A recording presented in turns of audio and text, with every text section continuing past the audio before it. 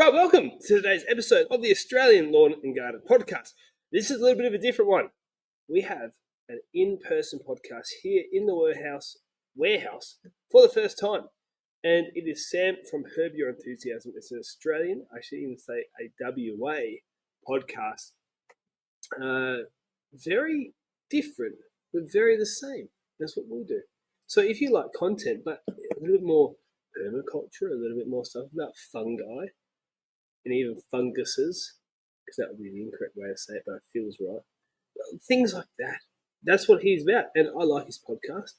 I think my biggest criticism is sometimes they're too short because they're only an hour, and I feel like they should go for longer. But great podcast. Now, the thing about this is the first time we record it inside, and I'm a gardener, and I'm used to having my one camera that I have set up here, and I know how to do that. And setting up multiple cameras is a little bit more tricky, and I had some problems. But the audio, it's fine. So if you're listening, you won't even notice. But if you're watching it, you'll think, why the heck has he done some of those things? And you know what? I don't even know. But it's entertaining. I enjoyed the conversation.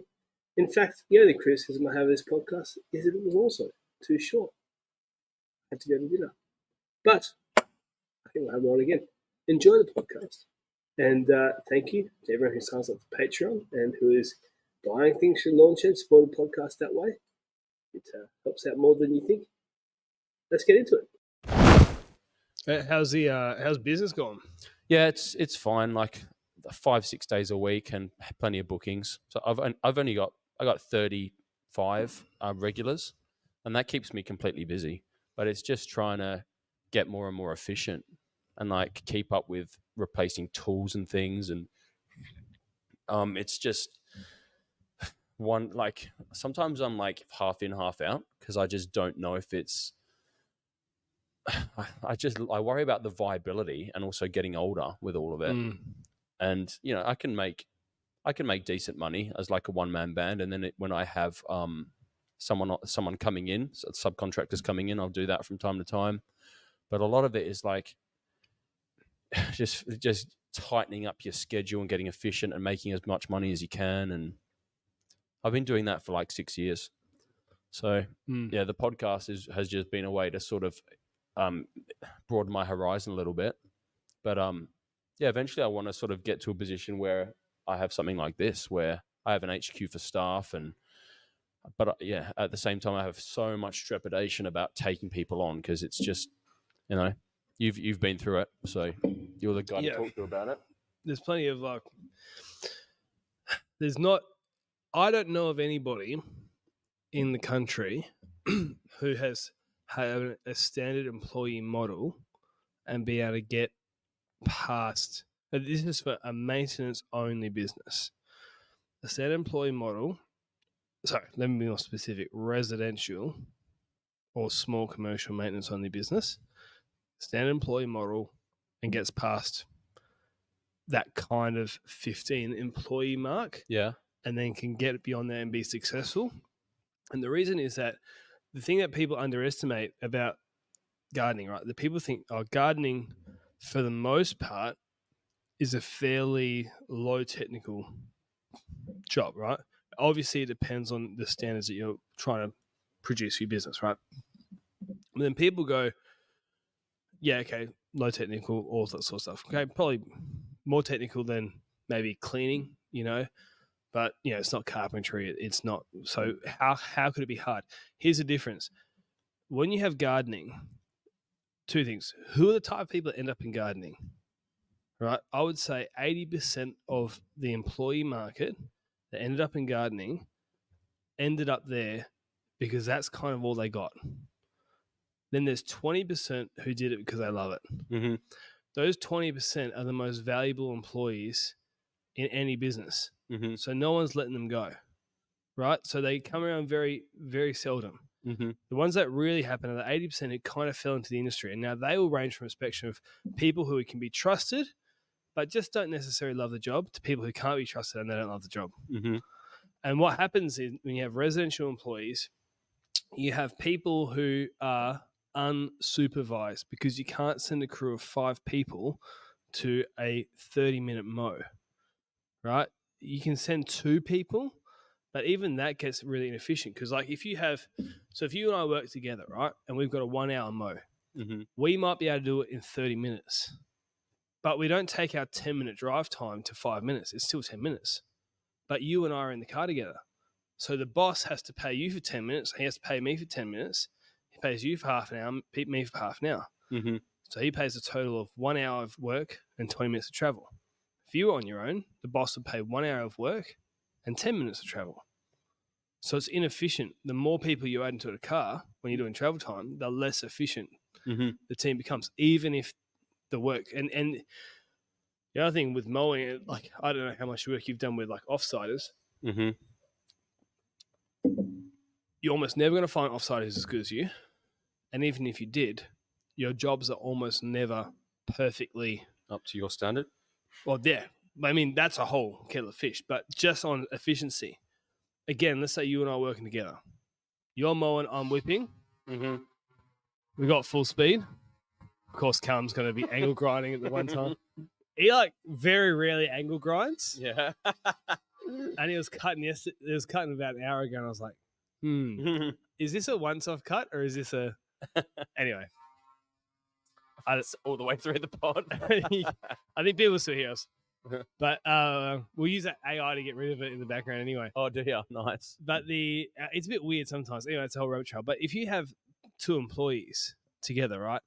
Let's say you and I are working together. You're mowing, I'm edging, right? And let's just say it's a massive lawn, like this entire warehouse, and there's no obstacles, right? And the edges are just the edge of the warehouse. I could whip that in a minute. Yeah. You're still mowing in 10 minutes. So I whip and I just sit around there waiting for you to finish, right? And now I might go grab a second mower, but in our setup, we've got a cylinder mower and a rotary mower. So you can't really do... So then a lot of people, they get stuck into this mindset of, if I hire somebody, I'm going to be twice as fast. You're never twice as fast. You know, you might have jobs here and there where, the mowing and the whipping and the edging or whatever it is, the hedging and the cleanup or whatever it is, perfectly works out to half. Even then, travel time, you can't speed. You can't drive twice the speed limit because you've got 2 people in the car. So that's what gets people stuck. So they'd set up their pricing for one person and then they hire somebody and they go, I'm not making any money off this guy. And then I don't understand. Why am I making money off me, but I'm not making money off them? And it's inefficiencies and holidays. People don't take into account super, workers' comp, all that sort of stuff. And then they go stuff it and they go back to working on their own. Yeah. So, have you been disillusioned in the past? Have you been half in, half out, questioning the viability? I reckon about 6 years ago, 2017, so maybe 7 years ago, I would have sold. Yeah. And I remember feeling that, and I was thinking at the time, like, my business is probably worth 70 grand. And that might have even been optimistic, but I remember doing the maths. It's like, I might be able to get 70 grand for everything. But then what do I do? Yeah. And I was at a bit of a crisis point there. And because what was happening is People, I've got some cool announcements for you.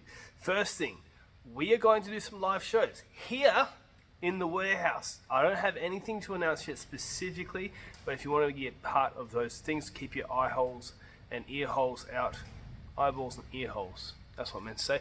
Keep them open on our Instagram and Facebook pages because we'll be announcing them soon.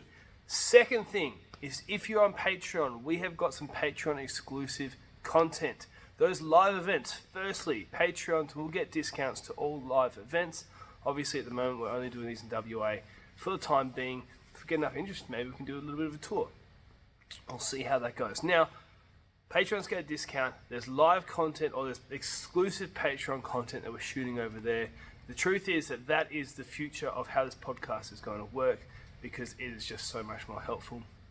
And we don't want to be throwing brands in front of you that we don't believe in just to pay some bills.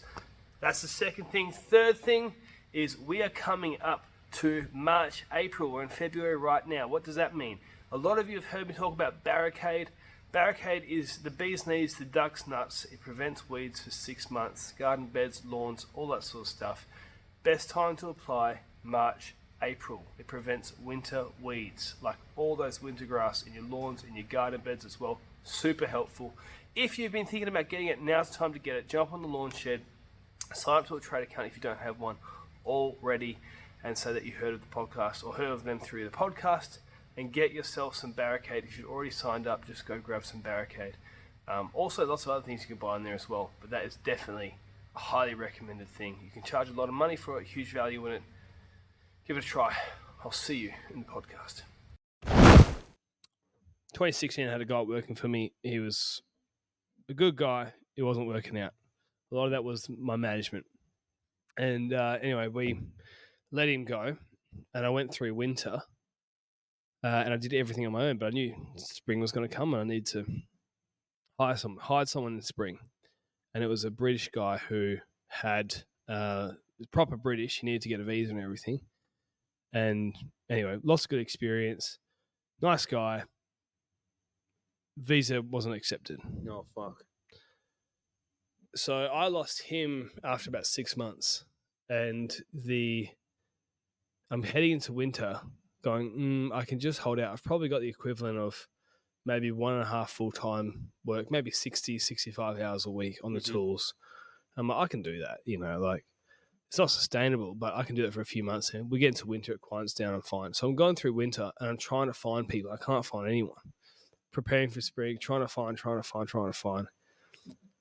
And this was a good turning point for my business where I was like, I've got some clients that I'm earning at that time, like maybe $100 an hour on this job, or like some of the times, your $30 job takes you 3 minutes, and you're technically earning $600 an hour. But it's like I have some amazing clients, and for whatever reason, I quoted it high, they accepted. I'm really fast, and I was like, why don't I just get rid of all my rubbish clients? Yeah, for sure. Right. And so I just go, I can't find somebody. So I raised my prices, and to my shock and horror, everyone started accepting.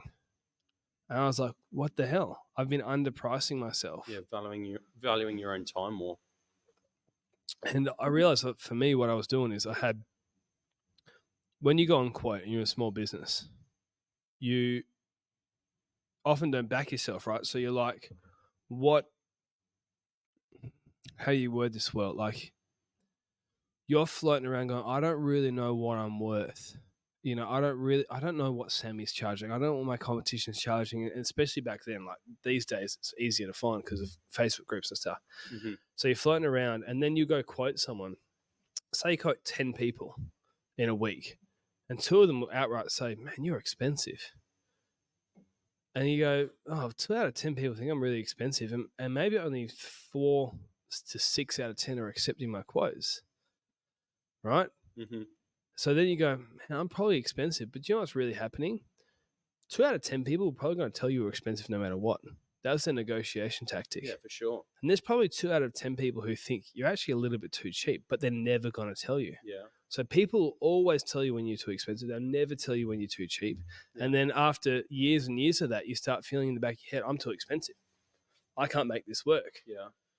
Yeah, and also imposter syndrome and self-doubt and self-esteem all ties into that. Yeah. There's so many people that are way too overconfident that will quote audaciously, that will win that work. And then I think if I was to guess, 60% of guys in our industry will go and quote, and they'd massively undervalue their work and their time because it's a societal thing. Maybe is because there's such a low barrier to entry as far as gardening. Guys are much more likely to undervalue themselves and what they have to offer, and then they'll go to quotes and they'll go, "Oh, this must be what I'm worth," and then people kind of like turn their nose up at you, I think. But then you'll sort of take a risk and quote a bit more, quote properly, $90 an hour or whatever, and people will be impressed by that. That shows to people that you value yourself, and you're not here to play. You're running a business. You're supporting your family, and it's there's so much that factors in, I think, to quoting. Like, it's all tied into self-worth and self-esteem. And it also comes down to like, there's a communication aspect that's undervalued, because a lot of people think like, if I'm just really good at gardening, I'll get paid really well. But it's like, that's too simplistic, because you can be really good at gardening, and let's say you're an absolute jerk on the phone, it's not going to work out. Oh yeah. People won't want to work with you. You could be a pretty average gardener and a real smooth operator. Like I don't mean a charlatan. Like, just easy to get along with, super helpful. Obviously shows that you care, and your communication skills are through the roof. Mm-hmm. And then someone will go, "Yeah, I'll trust that guy. I'll hire him." And if you can blend those two and get the smooth operator who has great gardening skills, there's a small percentage of the market. Let's say it's 2% of all households will go, "That's who I want." Mm-hmm. There's like 500,000 households in Perth. So 2% of that is what? 10,000 houses? Yeah. Something like that?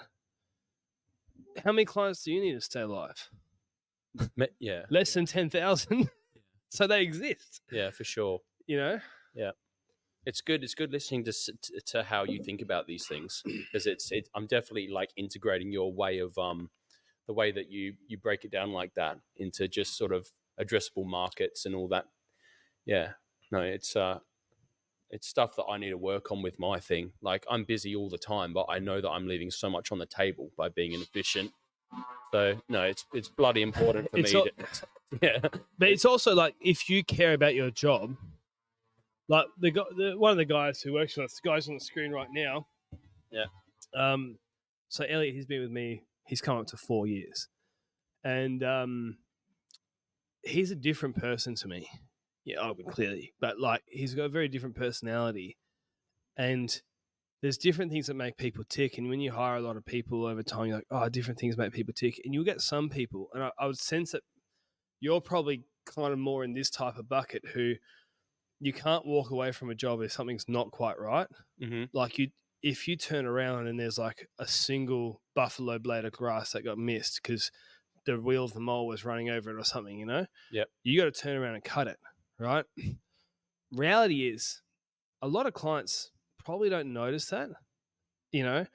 And there's a line where maybe not that buffalo leaf that might be noticed, but there's a line where it's like, you are doing all these 1%ers that nobody notices, and it's taking you forever. Yeah.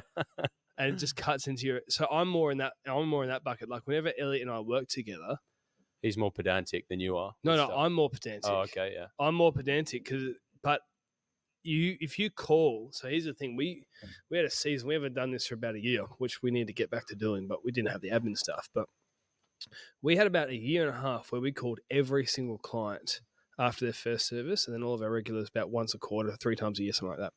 And we asked them for a rating out of 10. And out of 260 ratings, or 268 ratings, we only had 6 that was 6 out of 10 or less. And they were almost all from miscommunications. Mm-hmm. Like, we actually had one of them, which was Elliot's job, actually.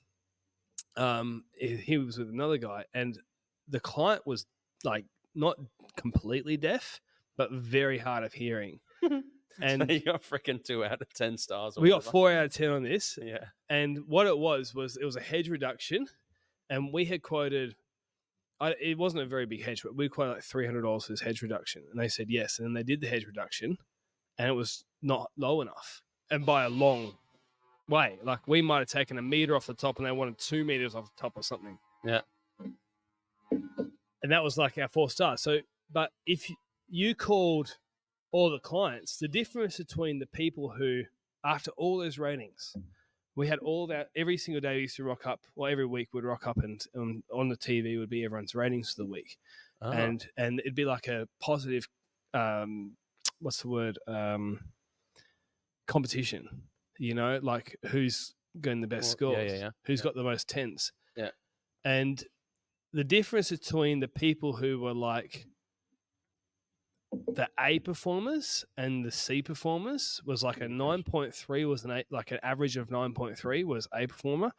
High 8s was a pretty average performer. Elliot was like a 9.2. He Yeah, was wow. like a 9.1. The best employees we ever had were like 9.3. And you look at an Elliot and you go, he's honestly 20% faster than me because he gets rid of that. Yeah.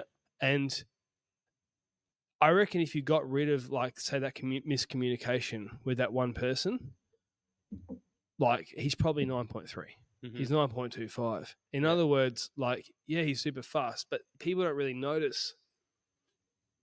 And you can, like, there's a certain threshold. Mhm. If you can get to there. Anyway, so. Yeah, cool. So how have you gone with like taking on? Did you have trepidation taking on the first one or two guys? No, I was too keen. Keen. Yeah, I went too fast. Yeah, yeah. I hired my first guy probably 6 months into, like, not full time, but like an offsider. Mm-hmm. And then the first full time guy was the guy I was telling you about that in 2016 we had to get rid of him. I didn't know how to manage staff and I Mhm. didn't know how to do my numbers. And so we were charging $66 an hour and I was paying him $33 an hour. And I thought that I was going to make maybe $15 an hour off that. And I was losing money off Yeah, that. for sure. And it just did not understand just how to do things properly. And then, yeah, so I hired too quickly. And then I keep trying to build a business, keep trying to hire people, learn from the last mistake. And Yeah. So have you got there? Have you ironed out a lot of the creases now? yeah, so we're changing a model though. Yeah. So we're trying to go down a path of, because like we go back to what I said to you before, like no business with a normal employee business model that I'm aware of has successfully done those small garden services with employees, made it profitable. Mm-hmm. So then you look at gyms, a franchise. Yeah. Well, they got heaps of people. You know, literally, last podcast we just did was with the gym's marketing guy. Mhm. 2,000 something gardening franchises, maybe 3,000 gardening franchises. The problem with franchises, in my opinion, though, is you either have to be super controlling, say like a Domino's, where you can't, like, if you were to hire a pizza chef, they don't have a say over anything. Mm-hmm. Domino's does the pricing. Domino's does, this is how you make a pizza. So you'd be super controlling, which I don't think works in gardening Yeah. because it's not like a mass-produced thing. Or you kind of let them go, which is kind of what gyms does, and then you get, with all due respect to the gyms and any other franchise, you get a variety of quality of services. Mm-hmm. You'll have some people in there who are just fantastic gyms guys, right up there with the best independents, and then you have some guys who are right down there with the worst independents. And yeah, they've gotten through the gym system, and they probably would get fired by gym at some stage, Mm-hmm. but you got to give a lot of rope. What I'm trying to do is go, well, how do you get in the middle ground where you're not so controlling that someone doesn't feel like they can breathe, but you're not so loose? And I think the employee model is good for that because you still have management, you still have bosses, you're not your own boss. But if you get paid, so what we're trying to do is getting paid per job, not per hour. Mm-hmm.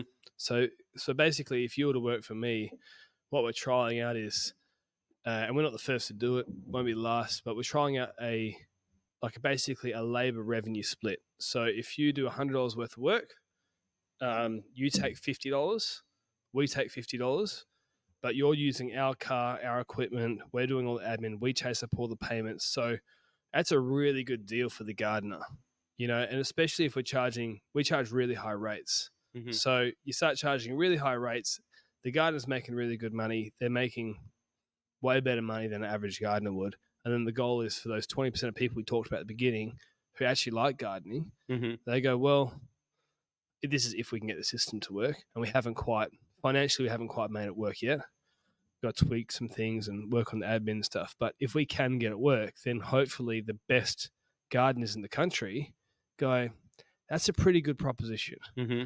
And then you solve all the problems that all of us have had forever, which is finding great stuff. Yeah, for sure. All the great stuff go, we want to work with these guys. Yeah. So when you say gardener, do you mean guys that have a horticulture certificates? Not necessarily, but Or has Elliot been through TAFE? Elliot went most of the way through Cert 3 Yeah. when he was about 18. And then he was just a silly 18-year-old. So I think he did about 3/4 of it. and then but he went straight into landscaping, and then that's all he's done. Mm-hmm.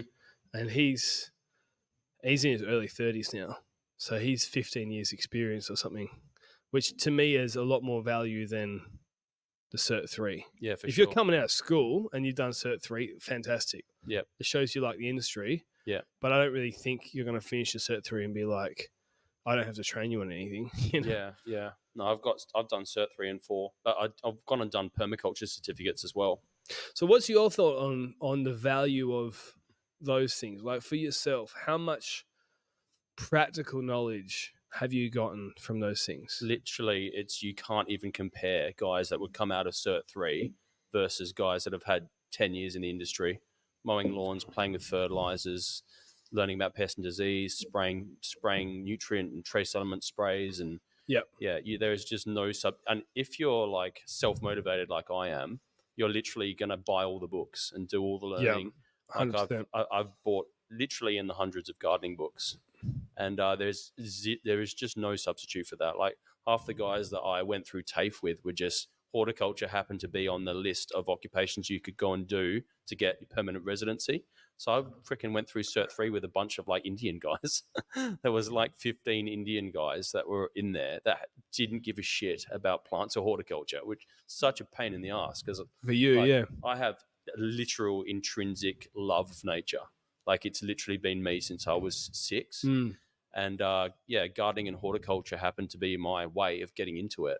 Like if I had my time all over again, I probably would have gone and done zoology or biology or something like that at uni. But I've been more than happy for the last 10, 15 years trying to be autonomous, start my own thing, just build it from the ground up. And it's gone pretty well, like for like 8, 10 years. And but I think if you want to make it or create something in horticulture, so much of it is just self-driven. Like I honestly think the institutions can only give you so much. Like it's YouTube now, and it's freaking tutorials and courses and workshops and it's all that stuff. But it's such a pain in the ass because there's so much passion in the industry that is just trying to create something that will like feed you properly at the end of it. Like I work with tons of landscapers, and I'm so sick of seeing the same thing where they're like passionate about it, but they have like next to no business sense. Yeah. And they're undervaluing themselves. Well, that's the people I want to hire. Yeah. So I would love to. It's really cool getting your perspective because I want to see someone like seriously thrive and create something amazing. Well, that's the thing. It's funny because the business people who understand my business thinking don't understand why I'm in gardening. I remember I was chatting to this guy a few years ago, a guy I really like. He, when my health started going bad, he actually offered me a job. So he buys and sells mining businesses. Very wealthy guy, super wealthy guy. And he's like, "Why are you in gardening?" Because it's like these business skills are relevant across. And I was like, "I like gardening." Like it's like I really enjoy this industry, and I find more motivation. Like if I wanted to make money, I reckon I could just go do sales. I could just go sell cars. I could sell houses or something like that. Like my grandma was a great real estate agent, and it's probably where I get some of my business genes from. My mum ran a small business. Like, anyways. Mm-hmm. So, but my passion and the thing that really drives me is that there are very, very, very few sexy gardening jobs that, like we were talking before we started recording about you, wanting to start a family, you're getting married soon. A lot of people in the gardening industry, like they're fine and then their wife stops working for kids and it's like, oh, this is tight now. And I think gardening's undervalued in that aspect because I would love to be able to go, let's say median wages, 80 grand. I'd love to be able to pay someone, say 100 grand a year. It's going to be hard work. I mean, it's bloody, 40 something tomorrow or high 30s or something, depending where you are. It's going to be 43 or on the weekend. We're working out in that temperature. It's going to rain in winter. Like you're out in the elements. You've got a lot of challenges. You actually have to solve problems if you want. Like that person, I think, is underrated. It's different than a cleaner who just pushes around. I shouldn't insult them either, but there are cleaning roles that just push around and mop. Mm-hmm. There are mowing roles that just sit on a rider mower too, right? But that sort of problem solver, that type of person, I think is worth $100,000 a year. So then the thing is, can you get a sustainable business model that pays that kind of money for someone to have a normal job on, say, an average of 40 hours a week, Mm-hmm. which realistically looks like probably 45 hours a week from September through to April, and maybe 35 from May through to August, something like that. Yeah, yeah. That's what's in my head. And if I could achieve that, that would bring me more joy than selling houses and making a bunch of money could. It's Yeah. like that's not an interesting challenge. Yeah, yeah. No, for sure. And there's so many people with this intrinsic love of gardening and nature and being in the outdoors. Yeah, but I think so few people have really cracked the code with it. Like I think there's a handful of like pretty good businesses out there in Perth now. But yeah, whenever I talk to people that have like an obvious great business mind, like yeah, I value it so much because you've got to merge the two worlds. You've got to merge the oh shit. Sam's on my ergonomic chair, and there is a flaw. There is a fatal flaw that if you move your leg in the wrong direction, All right. if you put your feet if you sit like a normal chair and you put your feet on the front wheels, it works. That was weird. The first time I ever sat in that chair, I didn't know what I was I doing. thought I was going back. Hey? I thought my spine was about to get cracked. Yeah, it's a good chair though. So full disclosure, I actually didn't even know we were recording. Well, I've just decided at some point that we were talking about good stuff, and we'll go back. Yeah, no, We'll cut out all that racist stuff you were saying and how you support Adolf Hitler. as long as that's edited out. Yeah, yeah. No, I was saying this is a good thought actually. Like it's I really need to remember the name of this book, but it's called like Rocket Fuel or something like that. And I was talking to this guy. I went to I've been to plenty of like business workshops over the years. Is that Gino Wickman's book? I can't remember the author's name, but it's Rocket. I'm pretty sure it's Rocket Fuel. I'm pretty sure and he wrote a book called Traction. Yeah, okay. Yeah, but it's if I had my laptop, if this was on air. Yeah, get Jamie to pull it up for us. I need where's my Jamie? Yeah, I know. Get Callum next door. Yeah. Hey mate, get off the angle grinder, please. Every pod needs a Jamie. I know. Yeah, so this book we were talking about, so he talks about people that have the disruptive vision. So the people that can think outside the box and connect really complex ideas that are really high, that artistic types that are high in openness, as JP would say. Yeah. He talks about the necessity for like a dreamer type to connect with an integrator. Mm-hmm.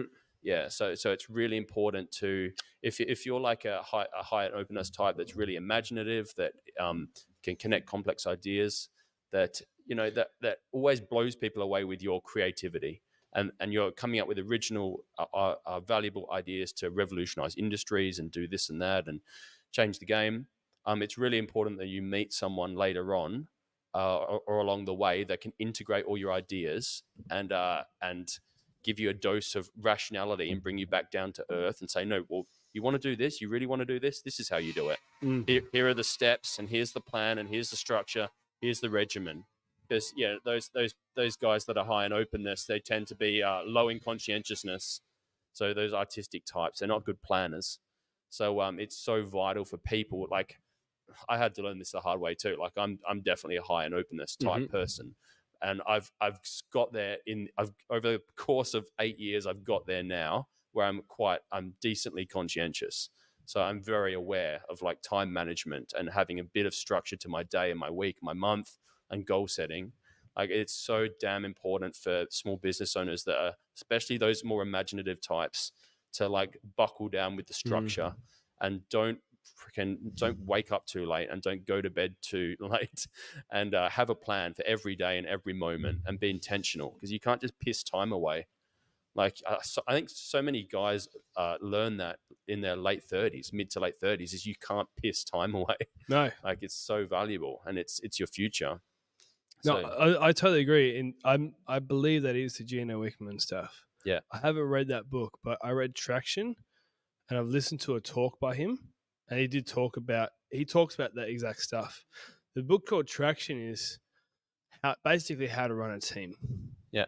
Right. And so anyone who's listening to this, jump on that. But I'm totally with you. And we used to have, when the biggest business was bigger, we had an admin manager role, and I still don't. We still have admin now, but basically, end of 2016 was probably the last time. No, it's not true. There was one time in between, but last time I've actually answered a call or an email directly from a client, except for, say, a major commercial client, like a tens of thousands of dollars a year client. They've got my phone number.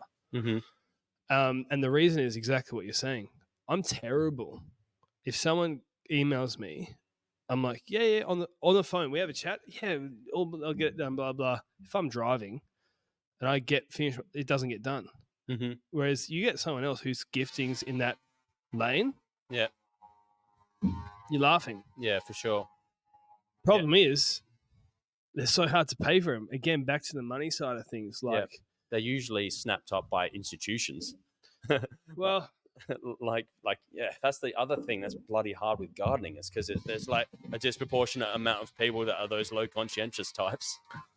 Because they love making things look beautiful. Yeah. I think there's a lot of creative people in gardening, that's for sure. But yeah, I think they're called integrators or whatever in that book. It's like they're the single most valuable set of personality traits are those integrator people that will, they know where they want to be by a certain time, and they know the steps they need to take to get there. Mm-hmm. And how amazing is that for business? And they can sort of impose all their little filters onto the people around them. And they realize that really is like a massive component of happiness, and alleviating anxiety is knowing where you're going. Like just having some vague plan every day, and then for every month, and then for every year, and having a particular set of figures or whatever that you're accountable to, that you can measure your progress. It's like your brain is in this you're like adrift, and you're in free fall if you don't have a plan. And that's when people get anxiety, and that's when anxiety can compound, and you get this kind of depressive thing going on. Is like if you're aimless and adrift, that's the fertile ground for horrible anxiety for anyone, let alone business owners. So yeah, you have to have goals that you're accountable to. Yeah. So who have you talked to? So I'll do an intro before we do this. So I'll introduce you. We have 40 minutes in on this podcast.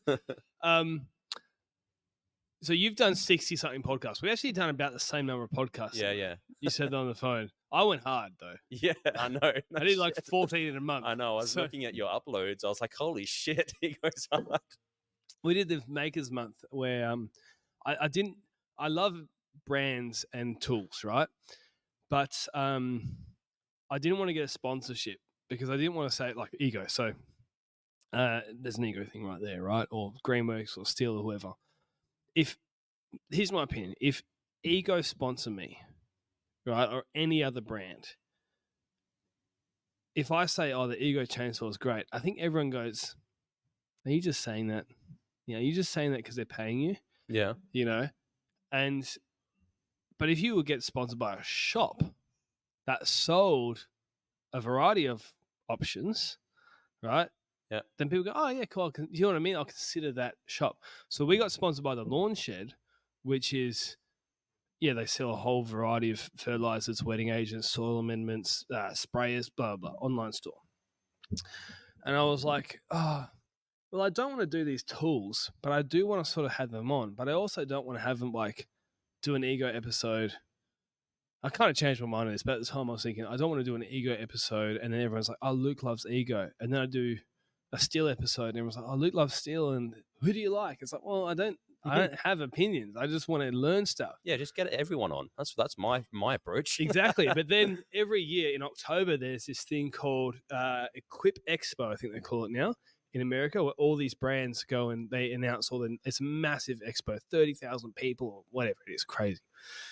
And every basically lawnmower whippersnipper brand announces, these are our new stuff of the year. and it was happening. I was like, why not just do a podcast version of that? Mm-hmm. And so I just messaged all the brands. It's like, I'm going to do this. Do you want to come? And then some brands immediately said yes. And then I used that as leverage. And I was like, hey, 5 brands of your competitors have already said yes. And they're like, oh, okay, all right, we'll come. You know? So I was like, nah, I got you. That's awesome. And that was great because I got some brands on that I don't think have ever done podcasts in Australia before. Yeah. So like Toro was a good example. Actually, I had a guy who used to work at Toro. He was like, I'm so surprised you got Toro to come on. But yeah, we did 14 a month, and that was too much. Yeah, no shit. I was like, how is he still upright? That's because I was like freaking doing one at the end of the week. I was like, what is going on? I can't keep up with the uploads he's doing. No, yeah. I mean, we got a lot of listeners. But the problem with that, I'm not sure if I'll do it again because I'll definitely do brands again. Yeah. But it was too much of one flavor in one hit. It's like you eat garlic bread every day, and the most beautiful garlic bread you've ever had tastes like rubbish after a week. You know, I kind of feel like that's what it was like. That the podcasts were really interesting, but it was like too much talk about equipment and blades and batteries and run times and I'd get bored pretty quick unless it was like real innovative stuff, like game changing stuff. I feel like I'm totally different to you as far as the people that I want to talk to. Like that's good. That's why you need. I think that's what the podcasts are great for because you can't. I've been introduced to people through like different channels and they just opened up a whole world of things. And I was listening to your podcast. I told you off there, but I was listening to your podcast with Mel, which is that still your most recent one, or was that the one before? I've done one since a guy, Instagrammer, Gardening with Michael was the last one. Okay. I haven't listened to that one yet, but I did the one before I listened to, and you started talking about fungi. Yeah. Fungi. Oh, yeah. Funguses. Yeah, for sure. Man, you've got to get into the world of fungi. Interesting. But I love that stuff. And Mel Legazo, Rewilding Suburbia on Instagram. Yeah. I only discovered who she was, which is just weird. That's crazy to me. I only discovered who she was. Yeah, we could almost yell out the door here 6 weeks ago. Exactly.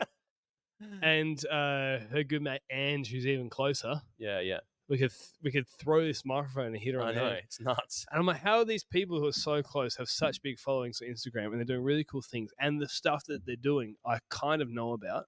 Yeah. But I really don't know anything like they do. Yeah. I'm hoping to get them in here. They've said yes, but it's hard to organize 3 people in one hit. Yeah, it's interesting hearing, like, getting to know you, like the last 40 minutes or whatever, because it's interesting that you're so it's very linear, like the gardening and the equipment and the world of got the maintenance stuff and the business stuff. You're obviously, it's in your bones, like running the business and getting better, and I don't doubt that whatsoever. I've kind of done the same thing.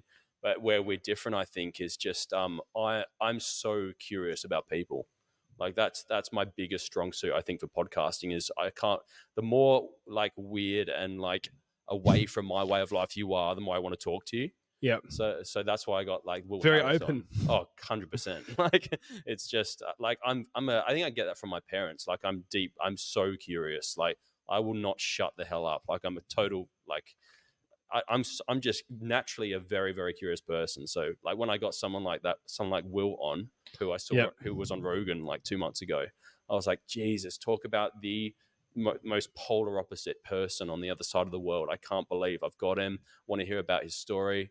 I want to hear about how he's turned his industrial model of farming into this regenerative model, and he's pumping out this amazing high quality organic produce. Tell me how you went. You've had the family you've had the farm in the family since 1866. You're kind of this propping up your local community. You're creating this bustling local economy, and he's like the unofficial mayor of Bluffton, his town in Georgia. So, but there's so many people out there with crazy stories that have had like transformative effects on their communities, or unsung leaders or heroes of their states and regions. And the more interesting, the more out there the person, the better for me. Like and guys, so Mel is another real interesting story. She's out there. No, she's very bubbly. Oh my god, she's so much fun to talk to. Like she's such an original person. She'll if she ends up hearing this, she'll laugh her ass off. But yeah, I was hanging out with her at the Nun Up Garden Festival, so we're like decent friends now, and she knows my fiance and stuff, and yeah, it's She seems like the person who like everyone she meets is her friend. oh yeah, She hasn't met you yet. And look, we've only talked on Instagram, so yeah.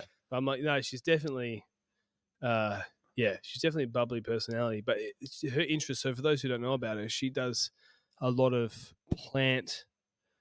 Not Like plant. close up macro shots. Yeah, but she chooses plants to attract a certain type of insect, which is what she's calling her rewilding. Yeah.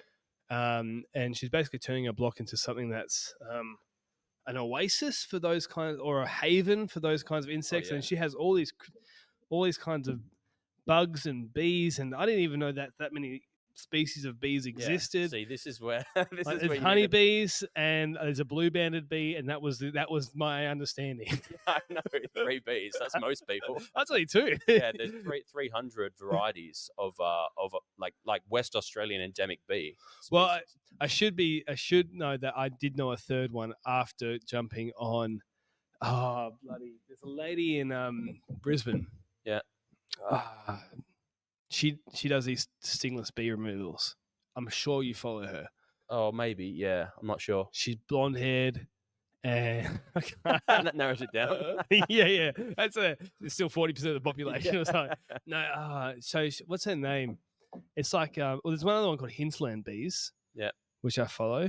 But There's she's got a good I don't know. She's tens of thousands. Yeah. And she does these stingless bee removals from people's like irrigation boxes and gas boxes and stuff. Yeah. And she just walks in there, and I didn't even know this, but she's just picking up these bees with her bare hands. I'm like, what are you doing? Yeah. And then I read the comments. It's like, oh, so stingless bees are native, and then all of a sudden, but there's all these. Anyway, the whole story is that there's all these beneficial insects. Yeah. And there's a whole ecosystem. And although I do have a love for shortcut turf and European style hedges and everything that's highly maintained and indoor plants and things that never came from Australia, I also do like the wildlife aspect of it. Yeah. So what's your perspective on all of this? Because like half the theme for my podcast is like getting away from European centric formal gardening and into more the encouragement of native WA endemic wildlife into gardens. So being inclusive with our native fauna. I had Joel from the Landscaping Podcast. I don't know if you ever listened to him. Oh yeah. So yeah, we did this podcast and he told me about a type of plant that mimics buxus, but it's an Australian native. I think people like smart landscape designers. I think I don't want to be insulting to anybody, but people went to these French gardens and saw these amazing gardens, well designed. Well, they were French, using French plants. Mm-hmm. And they've just come over here and they go, well, here's more, let's do the French plants. But they don't work. But you could get that style with something else. You could. Yeah. And I wonder if, I actually think for the most part, you could blend them. And I think there are people out there who are going, well, I want a certain kind of look, but I can get that with native plants. And I think for me, what a native garden had been in my mind was carelessly throwing 16 kangaroo paws and a grevillea and a dwarf acacia into, someone's backyard with no design thought, and then the cheapest mulch possible, and then it goes grey, and then it just looks twiggy and ugly because you don't water it. Yep. Or even worse, people who rip out their lawn, right, keep their reticulation system, plant natives, and then don't even adjust their watering cycle. Yeah, that's annoying. Yeah. So like you've put all these water-wise plants, and then you just water them the same anyway. Yeah. So it's like it was just more. I would love there to be that kind of balance where you're like, okay, I want amazing straight hedges. All right, sweet. There's like a bunch of Australian plants that would do that. Oh yeah, 100%. And the Westringia. Right. Yeah, Westringia is just absolutely awesome. There's like 8 varieties. There's compact forms, like huge growing forms, the And it gives you fruticosa. that color. Yeah. Like there's a Blue grey. yeah, that like, and that's really sexy at the moment. Yep. Even when people just get Westringia into that kind of less formal, I'm not talking like a ball, but like, you know what I mean? Like they shape it right. Mm-hmm. O'Connor Stylus is another one, like a sort of hedge, Oh yeah, but it's a great plant for, it's like a WA native, if I'm not mistaken. yeah. No, this is my strong suit, the plant stuff. Like I'm completely nerdy with it. Like Leucophyta. Leucophyta is an amazing one. Cushion bush. There's also Illyria, which is unbelievable. There's the Westringia. Between those 3 species, there's literally 15 different cultivars, Mm-hmm. and there's variegated versions. There's different flower. There's like mauve and whites and pinks and Yeah. all sorts of stuff. Like people, there needs to be. I think there are a few businesses out there. There's like Sue Torlak is amazing. She runs Wild About Gardens, and she's brilliant at like substituting like a European centric formal garden with the Perth species. Mm-hmm. Yeah, but people, it's so, how applicable is all this stuff for a dry climate? Like people need to get the hell away from like a Eurocentric like ways of garden design, and realize that there's, just go to a pace nursery in Joanna Street in North Frio. They just go and speak to those guys. They'll tell you these are the plants that will grow on your soil type. You're on a Caracatta sands, you're on Bassendean grey sand. Here's the list of species that do really well. Of these 20 plants, here's the ones that you can form that are a good substitute for Buxus, that will give you amazing flowers. Here's the ones that will like give a yield, like bush tucker species or whatever. Yeah, there's people out there with all the knowledge. I want to get some people on who do the bush food stuff. Yeah, who specialize in that. Yeah, there's a few people I follow on Instagram. I've never asked them yet, but that's one thing I want to. Yeah, no, you've got to get Mark Tuchek on. He's amazing. Have you had him on? Yeah. Sweet. I'll listen to your pod and then I'll just steal all your good questions. Yeah, that's one. I'm decent at asking questions. I get locked in, hey. But Mark is like, and from a business side of things too, he's spearheaded the commercialization of all the bush foods. Yeah, I think that sort of stuff, because I do agree. So like in this warehouse, there's hardly any natives. I mean, there's a lily pilly at the front. Yeah. There's some, I believe those umbrella trees would be technically, yeah. They're East Coast, I think. Yeah, but you wouldn't have. That's about it, right? Yeah. But this is not. This is a rainforest in here kind of environment, especially when you water everything, it gets all humid and hot, and so like you can kind of have. What you're talking about is when you look at your backyard. So you're talking about Bassendean sands and all that sort of stuff. Picking, well, this isn't Bassendean sand in here, right? And people could have if they wanted that look in their backyard, and they made a big tall pergola, right, with the same kind of lighting from the roof and everything, it works. Yeah, you're laughing. Yeah, but people don't do that. Yeah, for sure. Yeah, the people need people with imagination. Like no one is aware of no one even has the slightest inclination of designing like their living spaces, like to have a little canopy or like they can grow. People are even oblivious to the fact that they can grow their own food. Like they can just be stepping outside their back door and producing for a quarter of their calorie needs if they get organized with their food growing systems and their raised beds and all this kind of thing. So yeah, my like sort of 80% of all the new jobs I take on are probably edible and productive. So, yes, my business is edulous gardening, which means edible in Latin.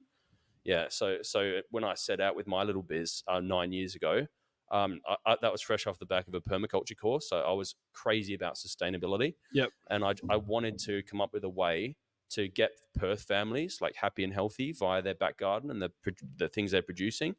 And I wanted to do it in a sustainable way. I wanted to look into water harvesting and catching water that's coming off the gutters.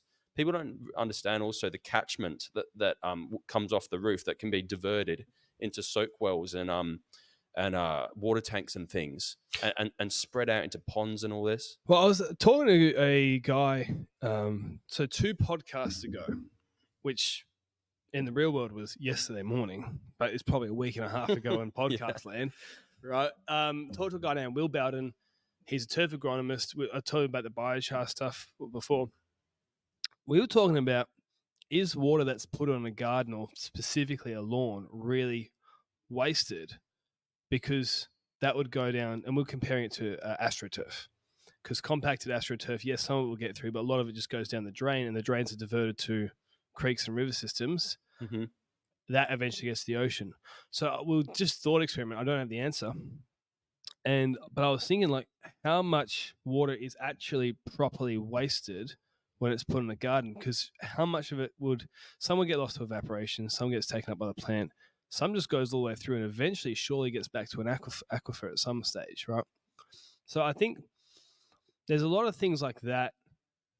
When I look at, so like the point I'm trying to get at, when I look at a lawn, I don't think a lawn, I think a carelessly maintained lawn, like for my pet peeve is lawns half dead and the sprinklers come on and someone's Yeah. just driven over a sprinkler.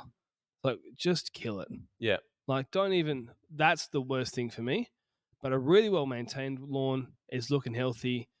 Like, that's, to me, overall, as an environmental thing, it's reducing the temperature of the house. It's reducing the carbon in the atmosphere. I wonder, I need to like research this. I wonder how much water is actually being wasted, all sorts of stuff. But I also don't think wall or fence to fence lawn, I don't understand that either. Mm-hmm. Unless you've got 20 square meters at the back and you just want something for your kid to run around on. Yeah, yeah. But Yeah. for me, it's like the whole thing where it's like, I love gardens. I love the edible food. I had a bunch of edible food people on. And if you could get a mix of it all, where it's like, I've got the great lawn I can play on, lie on, read a book on. I've got my raised garden beds that, yeah, I mean, you just put some zucchinis and some tomatoes in, and you said a quarter, man. If you're happy to eat them all day long, that's all your food. Yeah, That's for all sure. you need. Yeah, no, it's so important for just I'm always bumping up against this weird thing too that it's like, do you ever meet people or talk to them where they're like, that's like, I'm above that. Like, why would I try and grow my own food? Like, I can just go to Woolies. Oh, not really. Probably because you're in bloody Mount Mount Lawley. Mount Lawley, Yeah. and I'm in Rockingham. I'm just going. You can keep talking. I'm just going to check these cameras. Yeah, it's all good. Oh no, like I just meet people that it's just a weird thing sometimes. Well, I don't know if it's suburb to suburb that everyone shares this kind of thing, but it's it's yeah, I've met them everywhere, but it's like, why would I bother? Like, I can just go down the road. Like, maybe it has to be they have to have some kind of emotional reason or emotional investment to want to do it. But yeah, it probably changes. Yeah. I got to speak into the microphone. And I'm completely ruining this camera angle, by the way. Prompts. But you can keep telling me about who's. So you're doing a lot of veggie garden stuff as I'm fixing these cameras because it's professional, right? Two podcasters. This is the first one doing it. But what is the most pushback you've had from a client, or like a noticeable one where someone's really like just not understood what you're about, and it's just been a frustrating conversation? Oh, it's it really honestly just depends on the individual. So I think people arrive at the urge to want to grow their own food after, like, for some reason I just believe it's like, I'm going to get freaking tinfoil hat here, but it's almost like an evolution of consciousness. Like, that's the way that I look at it, and it's people that have kind of asked deeper questions about how their food is being produced, like the ethical story behind food. Yeah, like I said, just asking deeper questions, and then they'll become interested. They'll buy books on organic gardens, that like square foot gardens, biointensive gardening, biodynamic gardening, and it's like the learning process begins. And I'm likely to encounter someone that wants to set up a veggie garden, midway through that journey of that learning journey. So yeah, when I do meet someone where the fire, like I met someone the other day in Dalkeith actually, and she was crazy about wanting to grow all of her own food, and she's a very busy like medical professional, this lady, but she's already started her Instagram account of like My Edible Patch or whatever. Yep. I'm just bombing her with all the tips to get going, all the supplies she needs to check out, like all the raised beds and Green Life Soil Co. and all these people that I love working with and stuff. And she is just hit the ground running, and then she needs me to do this and that, just move, fill up the raised beds, do a bit of the irrigation, a bit of a planting schedule, bit of your productive plant Just a bit of encouragement or whatever. So that's kind of typical of the people that I end up talking to that want to get into the edible side of things. It's like I'm sort of midway or at the end of their learning process of why it's important to want to grow all their own food, like organically.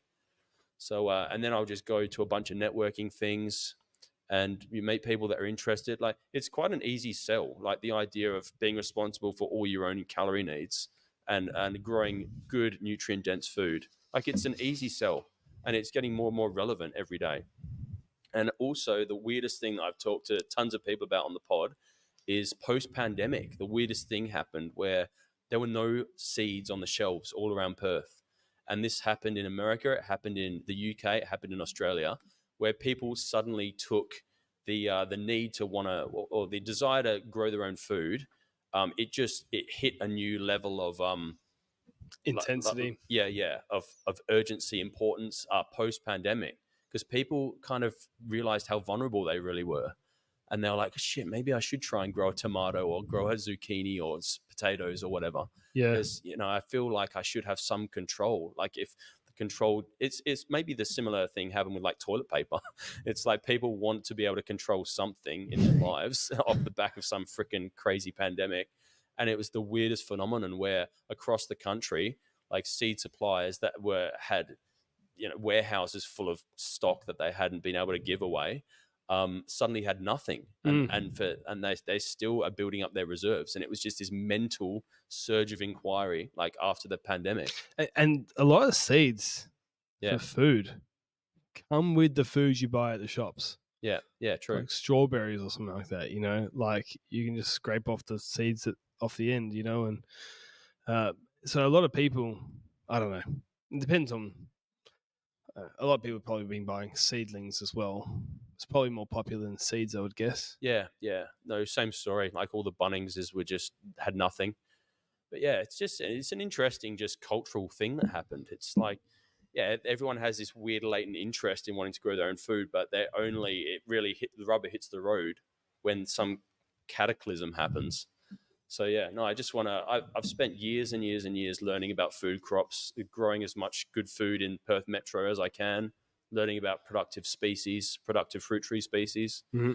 So I think that's where it's at. So like when I'm not doing raised veggie beds, I'm doing native like big plant outs, big renovation jobs.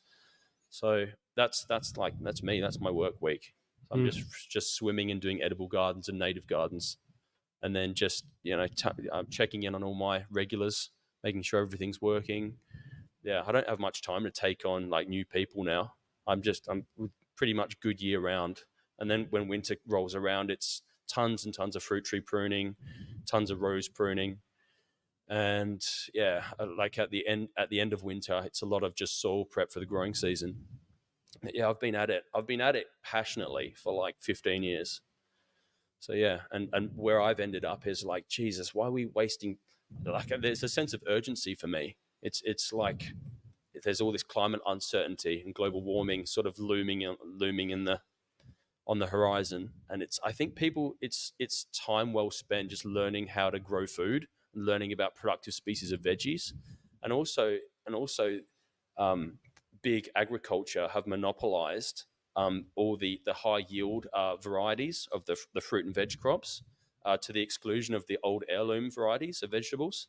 So there used to be 5,000 varieties of corn, and now there's like 6 that are in circulation, and that's all to do with big agriculture companies monopolizing the seed. So I think there's just so many good points to be made about small scale like gardeners that are particularly into the edible side of things, to keep these heirloom varieties of seeds viable and to keep saving seed. So yeah, it's more than like edges and hedges for me. It's about the bigger picture. Yeah. So we just had a little intermission to sort out the sunlight on Sam's face, but so you obviously got this passion for this, right? And I like it because I think, so for me, I've got this passion for beautiful green, amazing gardens, right? And Hashtag stripes. I love lawn stripes. And what I've talked about before is I think there's people who love the balance between, and this isn't anything, the natural and the geometrical. And the maintained. So you get like let's say lavender farms, the beautiful lavender in those amazing rows.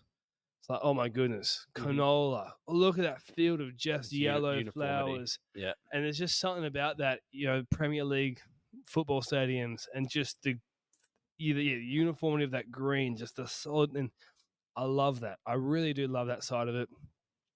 I also think, like you, I don't think it's actually fair to call what you were talking about, because you jokingly said like, conspiracy stuff. It's not conspiracy stuff. Yeah. If you look at what people are eating, because we talked about my health condition before, right? You talk about what people are eating. I do think that is genuinely killing people, right? I'm not a picture of health, right? But before I had this disease, I used to run ultra marathons and I used to do crazy things like that. Did you? Yeah. That's amazing. And it's like, I would like to get back to that one day. It's a challenge, but there's very few people who do that. But I think those sorts of feats, like if you're really honest, for me, because I'm very slow at running, it was just, I just had to keep going for 18 hours and I got 100 kilometers. That's insane. Really? Yeah. You really did that? Yeah. Jesus Christ. Where'd you do it? Down south? There's a 100-mile race called the WTF. Yeah. It's like a waterless trail by foot. But obviously they mean what the F. Holy shit. And I entered, so the long is that I entered this 100-mile race intending to do 100 miles. And you have 36 hours to do it, right? And I was like, it's a long weekend in September. And I did the maths because I'd done a 50 by that stage. And I was like, if I run my 50 at my pace, 50K, yeah, I can walk 130K because 100 miles, so 160. 100 miles, 160K. So I can walk 110Ks and I'll still make it with time. Yeah. Right? Because 36 hours is generous. So I was like, I'll just enter it and we'll see how it goes. So I train. Maybe a month after I entered, a friend of mine who had already been engaged books their wedding for the second day of that event. And it was a close friend. So it was somebody I didn't want to. So you had to finish the race earlier. So then I had 27 hours to do the race. And that was literally finish the race, shower, drive straight to the ceremony. Straight to the wedding. And it was like an hour and a half to the... So I was like, 27 hours is the cutoff. And I was looking at it going, I don't know if I can do that, but I'm just going to go as far as I could. I got halfway in just over 13 hours. Yeah. Which in other words, so no, I had 29 hours, so not 27. So 160K you said. Is that right? So I got 83K. Yeah, okay. In 13 hours and 20 minutes or something. Which meant I had basically 15 hours or whatever it was to the second half. And I was like, no chance. Jesus Christ. No chance I could do the second half. But if you do the maths, if I, at 36 hours, I had a day to walk the second half. Have you done marathons before? Just regular marathons? Just for fun. Yeah. What was your marathon times? So here's my first marathon. I used to do worship leading at, have you ever heard of the drug rehab called Shalom House way up north? No. There's a drug rehab. There's a Christian drug rehab. And anyway, I was living in Armidale at the time, and this drug rehab was in Beachborough. Yeah. So it was a long drive. And I was always thinking, I should do a long run. I should just do it one day. Because I was doing all this walking. I was very fit and healthy before my disease.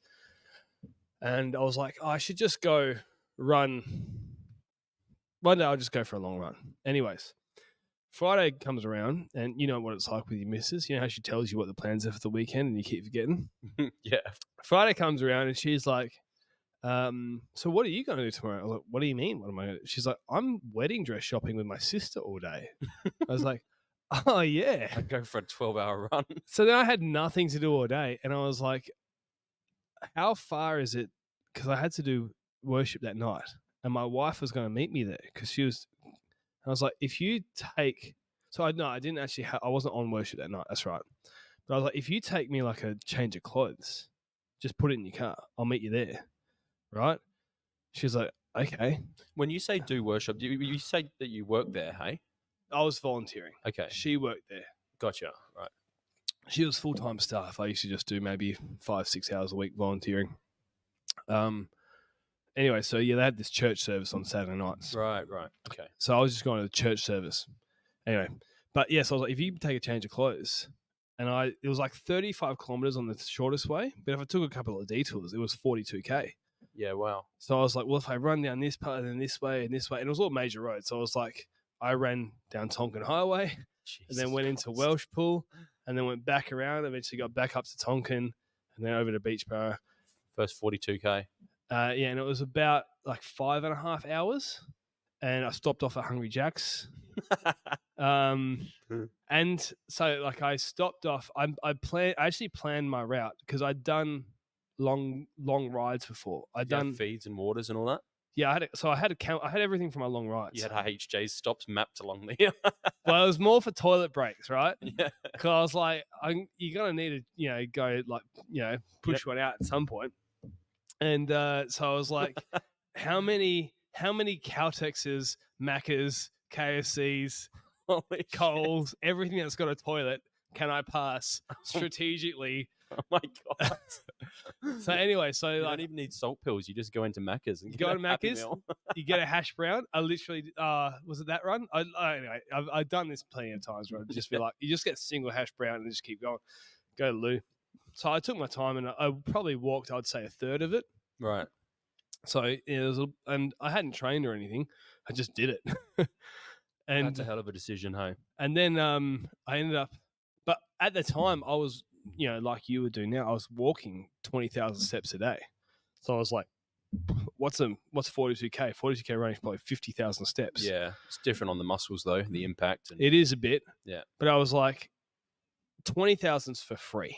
20,000 my body won't even notice. Can I do? And I had done 40,000 steps in a day, working. So I was like, 20,000 normal. I can do 40,000. Yeah. It's just, can I get there in time for church? That's a mad thinking, eh? But I had done, so at that stage, I had cycled 183 Ks in a day, 150 Ks. So I climbed Kilimanjaro. I'd done a lot of, it wasn't like I'm like me now. Yeah. I'm probably 20 kilos lighter than I am now. Yeah, but no structured training, just random decisions. Just went. Yeah. Literally the night at the Ford decided. Yeah. And then I was like, because I'd listened to a bunch of bloody David Goggins. Oh, of course. I knew you were going to say it. Eh? I bet you watched a compilation video. I watched of the first David Goggins podcast on JRE, like the week it came out. And I even know their podcast number. It was 1080 when he first came on. Oh wow, I'm not that good, but I was already doing long distance cycling. Yeah, I've been doing that. I rode 100k for the first time when I was. How old was I? I was 15. I can tell you what day it was. It was the day Mike Hussey scored 195 runs. Yeah, wow. Which is a top score. I know because me and my mate Joel, we just decided one day we're going to cycle 100k. And it was around November because it was his dad's birthday party that evening. And we miscalculated and we got back home and it was 97 kilometers. But we had to be there for his dad's birthday party. Oh, wow. And so then... You keep showing up to events looking like a fucking skeleton. Like, show up to a work shift and a birthday party, and you're like, oh, I'm fucking shitting blood. I don't know, man. I don't know what caused it. How was the work shift when you got to Shalom? I thought I had something. I didn't actually have anything on that time.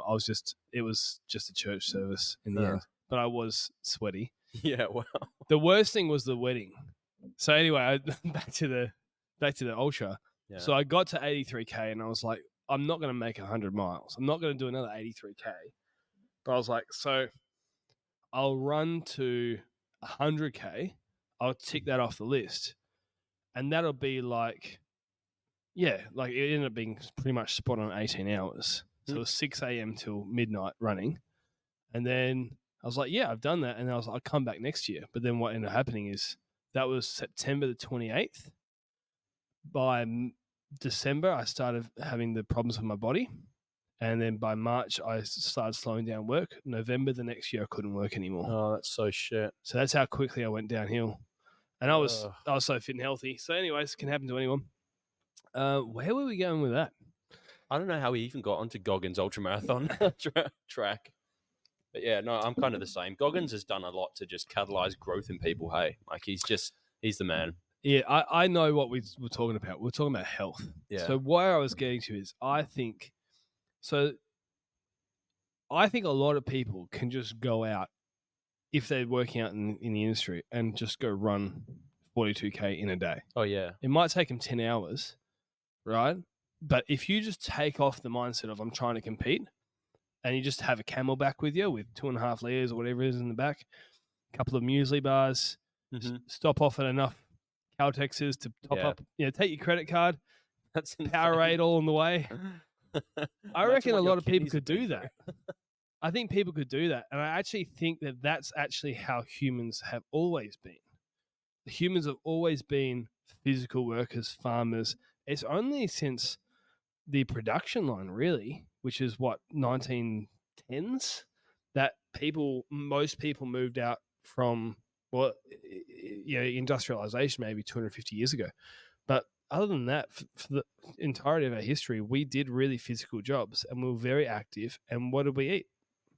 Good food, unadulterated organic food. Yeah, we killed some animals. We ate them. We had some eggs. We ate them and made our own bread. And then now it's like, look at we're the smartest culture we've ever had.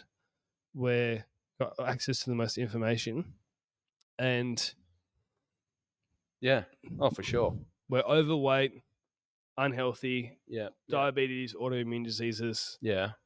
But, like I was talking to this nutritionist lady the other day, and she was like, we live in an obesogenic environment, which is like, you're bombarded with messages for fast food and processed food. Mm-hmm. I was talking to Will Harris, actually, the other day, and he was like, it's such a hard sell trying to get people to be interested in my product because ultra processed food tastes so bloody amazing and it's so cheap.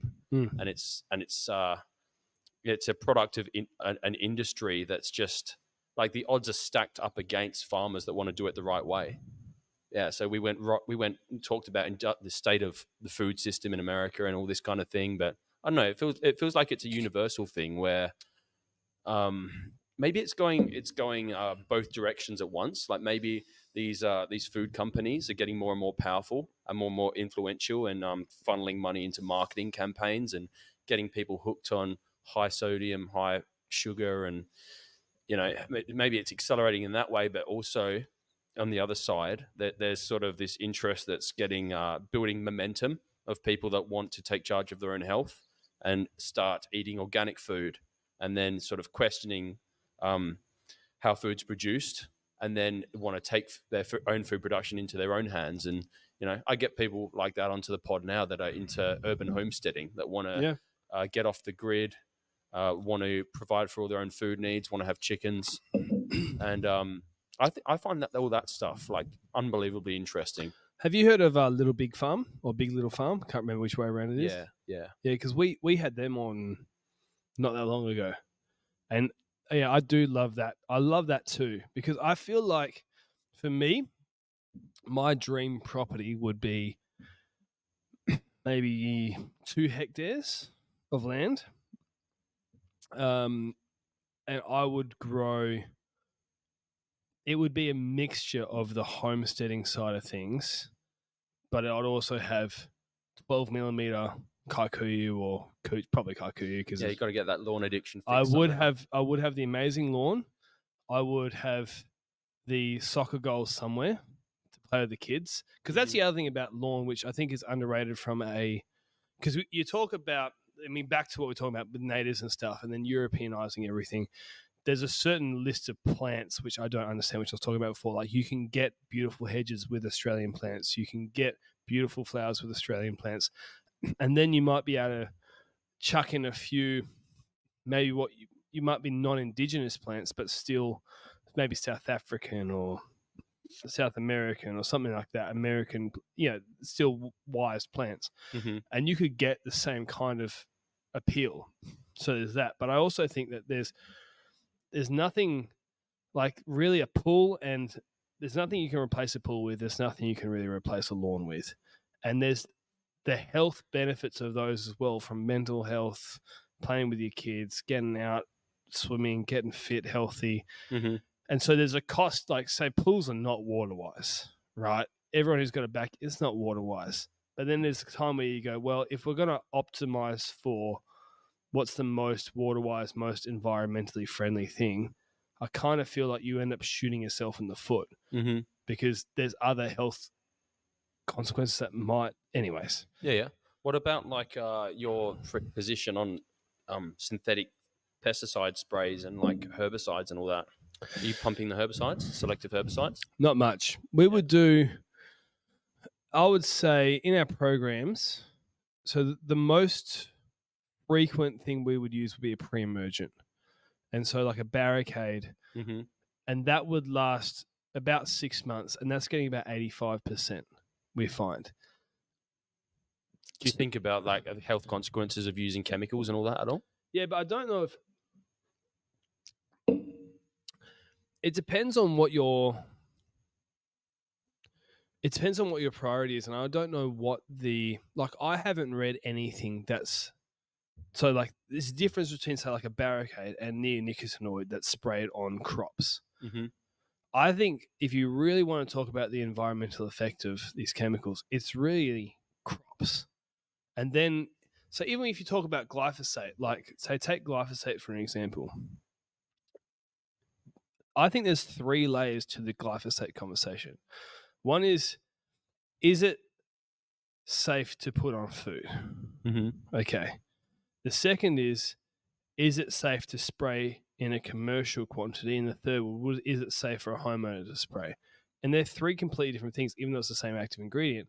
Because like a homeowner might spray in mils of concentrate, 30 mils a year, right? Depends on the person who's spraying it. True, right? If they're following the label and they're just spot spraying a few here and there, right? Yeah, most boomers don't follow the right. No, and to be fair as well, I am thinking about like the type of properties you get in the new estates, small little thing. So, and I'm thinking of our super concentrate. So, we're getting 6 mil to a liter, right? And we might spot spray a property every now and then, and we could do a property with 1 to 2 liters of just tiny little droplets here and there, done. So the way I look at it is I think all the controversy with glyphosate is on the first 2. Should you be spraying it on food? And then the guys who are blasting it out of 2,000-3,000 liter tanks on the back of tractors for weeks on end, that's where I'm like, because they're obviously far more exposed, the people that are involved with that process, for sure. But there's been a few class action lawsuits like relating to like glyphosate, like in America, and obviously the companies behind glyphosate. It's like 80% of the revenue, I believe, for like what used to be Monsanto. Now it's like Syngenta, or I think it's DuPont. It's Bayer now. Bayer, that's the one. Yeah, but they're the inventors of glyphosate, and it goes back to like 69 or something. And people, anyway. And what was I going with that? They have just a history of like treacherous, deceitful conduct, like that company. So, and I really feel like the studies, like the glyphosate studies, that's like, I think they're like corrupted because they're such an unbelievably powerful company, and they can just like buy off scientists. And I could be completely wrong. I'm just an idiot, like with this kind of thing, but I like it says enough how deceitful they've been in the past to not want to trust them. Like I'd rather look for organic alternatives to selective herbicides or non-selective, like nanoic acid. I use that heaps. Yeah, but what do you find with that with the soil though? Because this is the thing with like pine. Is it pine oil? Yeah. There's certain things like I see this with like you'll get these home remedies where people like if you put vinegar and this and that together, it's like, man, to me, like that's probably safer for the person because all stuff you can eat, right? But then you're just destroying everything in the soil. Yeah. It's like if you pour like pure petrol on the weeds too, that'll kill it. Yeah. You know. Yeah, well, the average property in Perth that's had no soil conditioning done, like there's no soil structure to speak of anyway. It's sand. It's Right. just water repellent, gutless, horrible sand. Yeah. So if you'd spent 10 years trying to create an English market garden where there's like beautiful fine black water holding soil, that's different. Like you'll be destroying structure. But the average house in Perth is just leached, infertile. It's like a hydroponic setup. Like there's nothing that holds there's no humus. And the particle size is really big, so it's just like the water shoots through to the aquifers, and there's nothing to hold any goodness in. That's Perth soil. So you don't really have to worry about that kind of stuff destroying soil life for the most part, unless it's like a lovely garden you've put tons of effort into. But the nanoic acid, it's derived from a plant, and I reckon it's on a hot day it's as effective as glyphosate, no doubt. So is this what the stuff that's in the slasher? Yeah. Yeah. Yeah. I've tried like the salt and vinegar. I've tried every organic spray you can imagine over the years, and Slasher is freaking good. And it's non-selective, and it as far as I know, it enhances the photosynthetic action of the sun, and it just burns things into a crisp. Yeah. So that's pretty good. I use heaps of that, and then you just blend it with like a soil wetter type product just to make it stick to the leaves, and that's it. Well, to be clear, like I would say glyphosate would be spraying out of our business model might be like 1 out of every 500 services we do. Right. And the reason is that if we're doing a garden package, so we would put down a lot more barricade. I don't know if you know much about barricade. Not barricade. So barricade it's not even classified on the APVMA list of it's a non-scheduled herbicide, right? So it would be the same sort of categories of fertilizer in terms of safety, right? Doesn't do anything to earthworms, doesn't do anything to bees. So as far as a herbicide goes, but what it does is it stays in the top sort of 1.5 centimeters of soil, and it's only just toxic enough to kill a tiny little seed. So the seed shoots up, it goes through the herbicide layer, and that will break down over time, right? And then that will kill the seed. You're laughing, right? Do you know what chemical it is? Prodiamine. So group D. Yeah, well, right. Actually, they changed the groups. I can send you a link to it later. Yeah. Because I don't know if you cannot get in terms of like a herbicide. So if you took a slasher would be from memory that's a Schedule 6, and then glyphosate is a Schedule 5. So from the APVMA listing, the acute toxicity, which also, to be fair, those things don't matter. It's not that they don't matter at all. I was about to say that, but they don't matter if you're only spraying 30 mils, is what I'm getting at. Because the toxicity of like a glyphosate, the amount you'd have to drink to pass the LD50, it'd be the same with Slash. It'd be the same with just about everything. But so this is like as low tox as you could get in terms of the APVMA's rating. And that gets so much that you don't, and that with mulch in garden beds to smother out everything else, the only things that will stick through that are things, it won't kill bulbs, it won't kill grasses. Well, it won't kill grasses that grow from stolons. So it'll kill winter grass, it'll prevent paspalum, but it won't stop like a cooch from invading or coming up through the soil. And so if you look at that, then it's literally what I'm talking about. We only need a spot spray, tiny bits here and there. So we hardly ever do it. But I just think that if the world was, if you had an alternative to glyphosate in the farming sense, right? And then you still had everybody using it in their gardens, I don't think you have the controversy, right? Because here's what I don't understand. So you take something like let's say your weed and feed, your MCPA, your bromoxynil, your dicamba, whatever's in that, is a higher. Like you see that chart over there. I can show you later. That chart is something I made, which has every single herbicide that we're likely to ever use, and some we will never use. And it talks about, goes through the labels like this is what you need to wear, this is blah blah, and compares them all. Right. The stuff that you put in a hose on weed and feed bottle is in every way, in a gardening sense, more dangerous from an APVMA label than a glyphosate is. So it's more acutely toxic. It's more, longevity toxic. Yeah. and people, they'll blast it out there, and it's made by the same like big chemical companies. Oh yeah, They'll blast it, and they don't care. yeah, for sure. And that's, to me, is like, again, that creates this. It's not a reasoned thought, when, because I've had clients who've been like, they will do that, and then they'll be like, we don't want you to spray glyphosate, which I don't. If it's your property, I don't care. I'm not going to argue with you. We can spray whatever you want.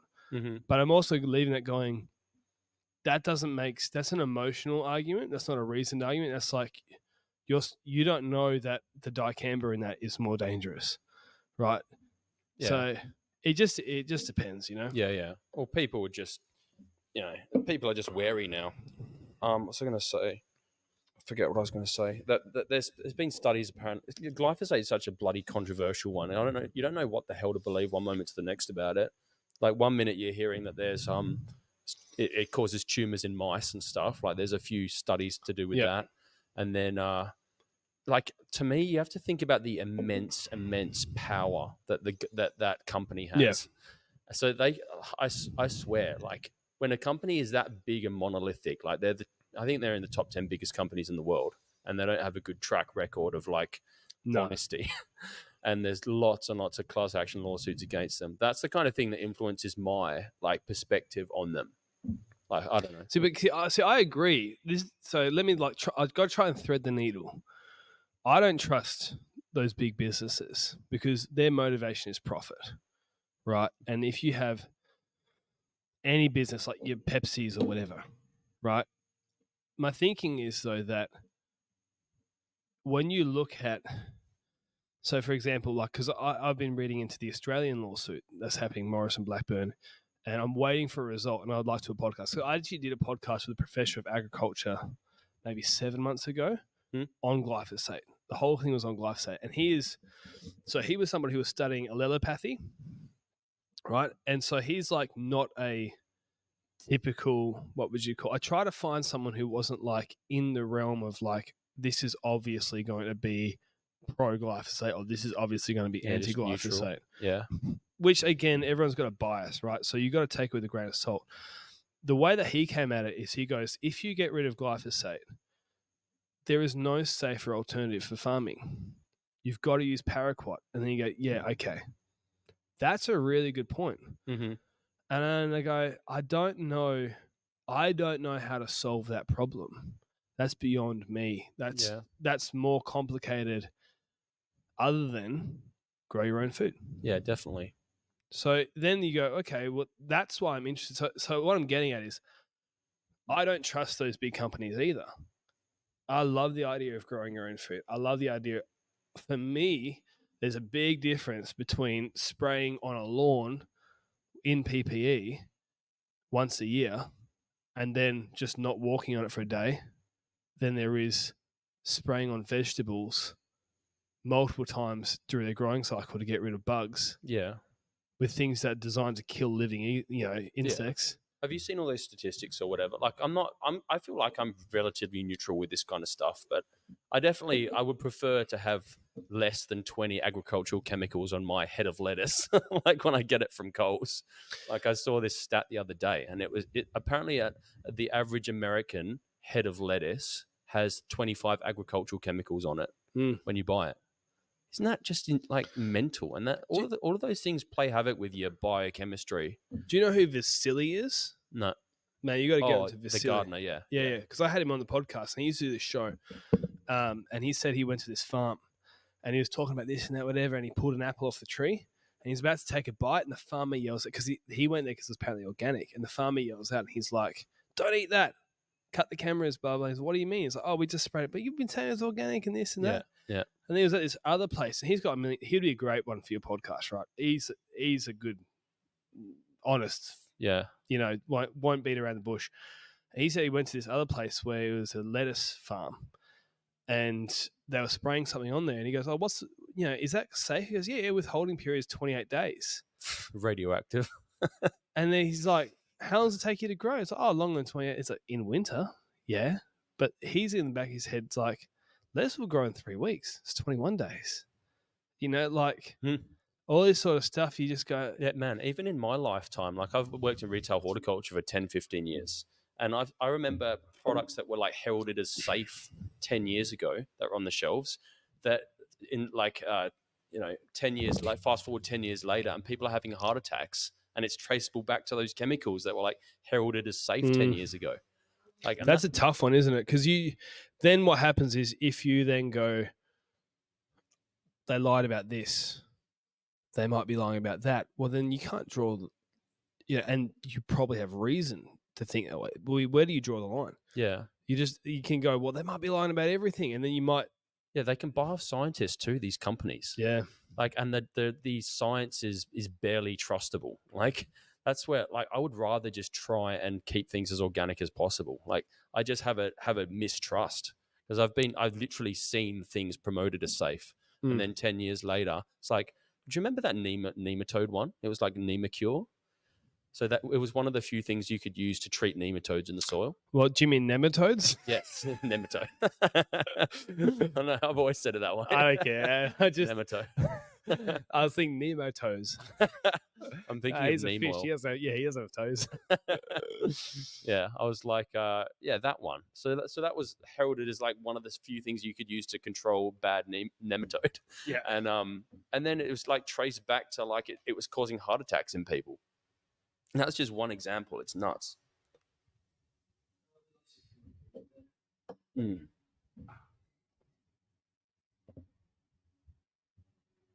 Yeah, it's all interesting shit, hey? We gone long enough? The longest podcast I've ever done. Is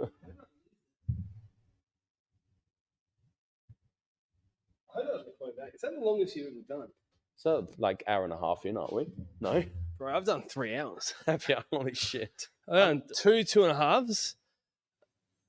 1.5 to 2 hours is normal. Fucking hell. I haven't, I'm an hour in these days and I'm not cooked, but I think that's a good length of time. Jules is always like, fucking don't go over an hour. People don't have the attention span. My 3-hour podcast got 55% completion. Really? That's good. Who was it with? Ashley James. Oh, yeah. Garden designer. Yeah, he's awesome. And then he came back on again and we did another 2 hours. Fuck. Yeah, he's awesome. Does he know a lot? Yeah. The other thing, the same with you, right? Like in terms of your passion points, because I'm interested in everything, but your real passion points kind of overlap with mine, but you know so much about it that I don't. So it makes a really interesting conversation. So he's really into design, and obviously he does edible garden stuff as well. You know his stuff. Yeah. But so he really loves all that side of it, and I feel like I'm just clueless on it. So the conversation goes long. Yeah, man. How you going for time?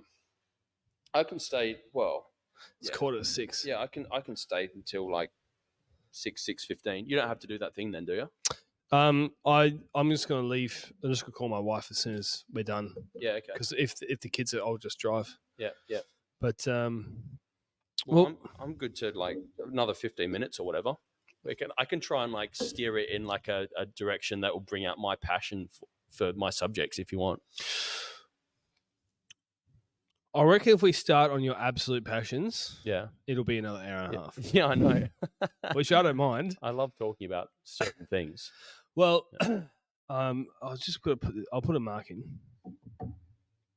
I'll have to have a long chat with Joseph about this because usually there's not many technical things. This one's a bit all over the field, eh? Oh, it's me getting up and down and testing out the cameras and and just talking points. It's like fucking go from talking about David Goggins and then talking about Nemacure and shit.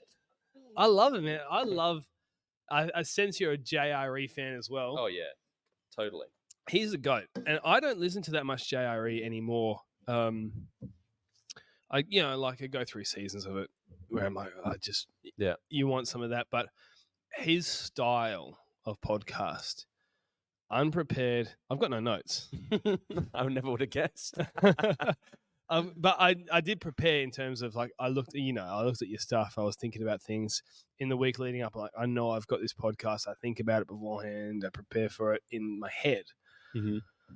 But I love that style where it's just like I ask someone I'm interested in. Yeah. And then we just talk.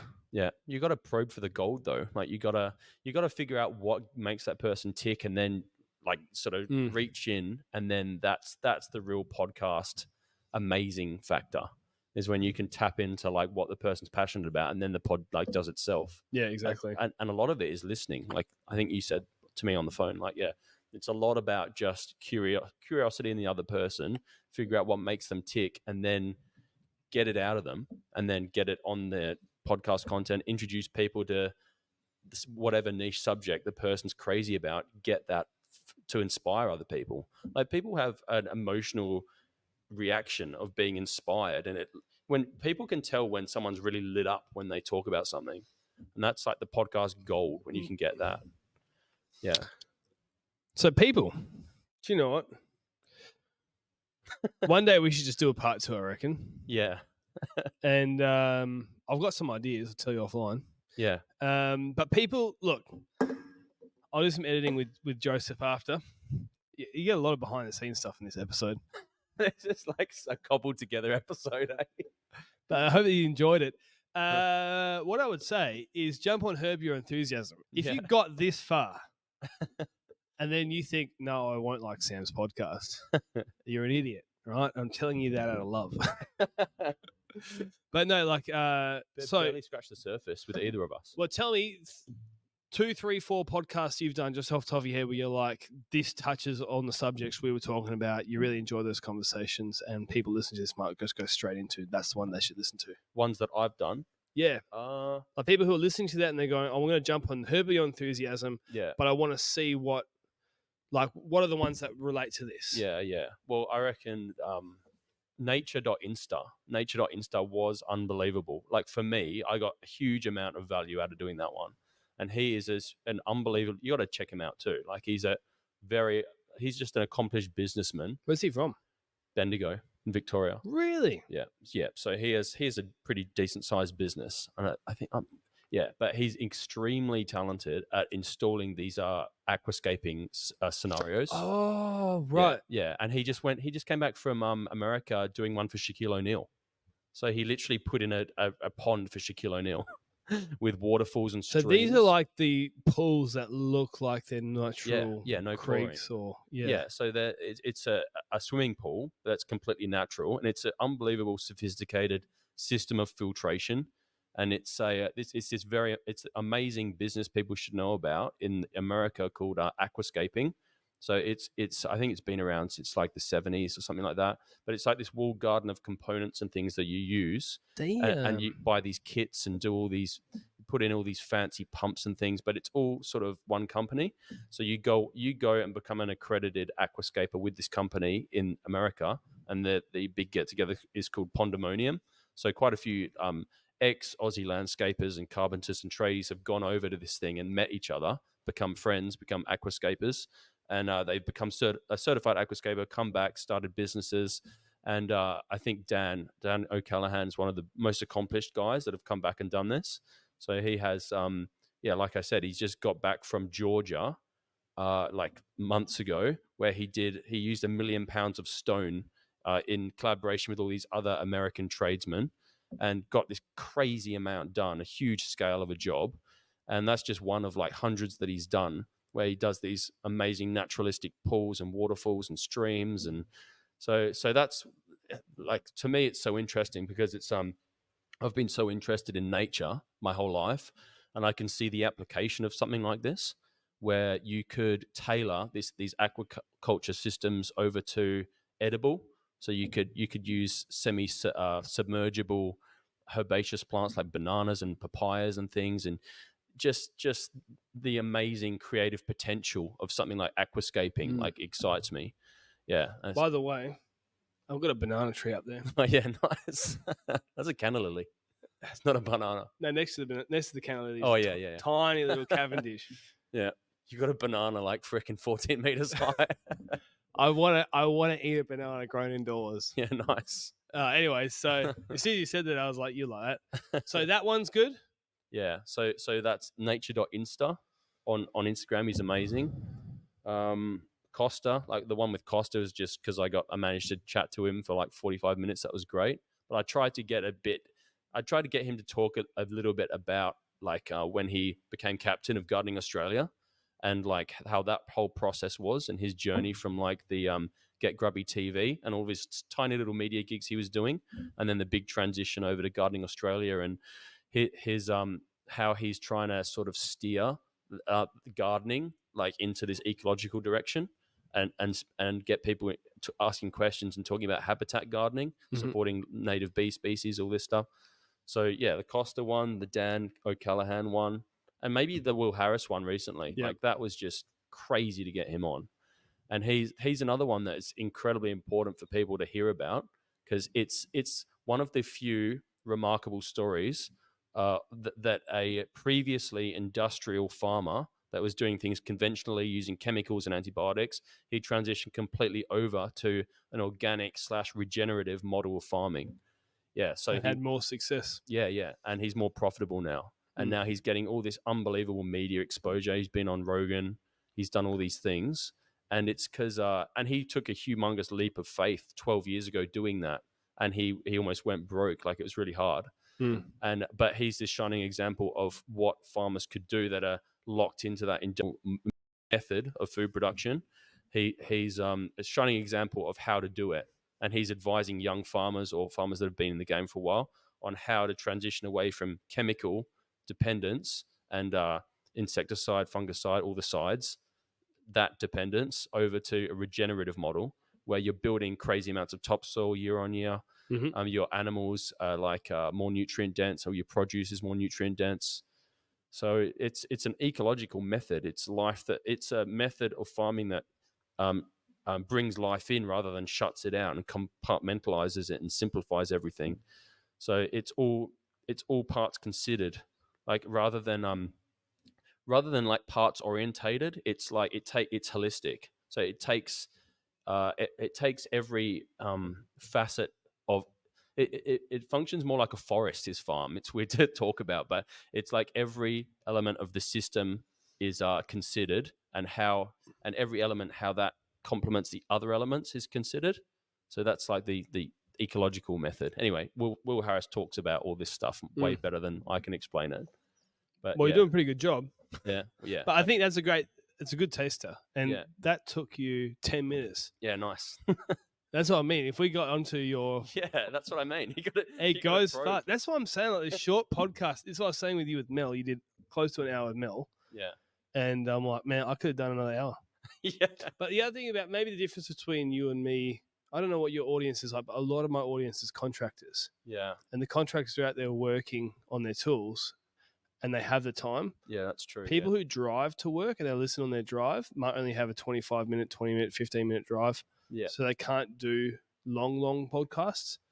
People who are working out, maybe, but they probably want David Goggins or... Yeah, for sure. Or fucking Jocko. Jocko, yeah. I listened to Jocko on the way here.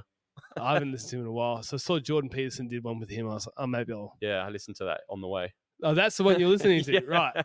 All right, mate. Well, yeah, get stuffed. Yeah, thanks Go for having me. I know. People, I'll see you in the next podcast. Thanks, in all seriousness, thanks for coming on. This was good fun. Oh, yeah, of course. Thanks for having me. And, yeah, well, we'll see how this live recording goes. And I can already see that the color of the imagery, you're frozen again. Oh, yeah. I don't know, man. This is all trial. We're learning as we go. It is. I know the audio is working, though. At the end of the day, most people listen. So if this ends up an actual podcast, we're doing well. This is a warm up for next week's one. We're going to record totally proper. No, it's not. All right, people. I'll see you in the next podcast. Thanks for listening. Cheers.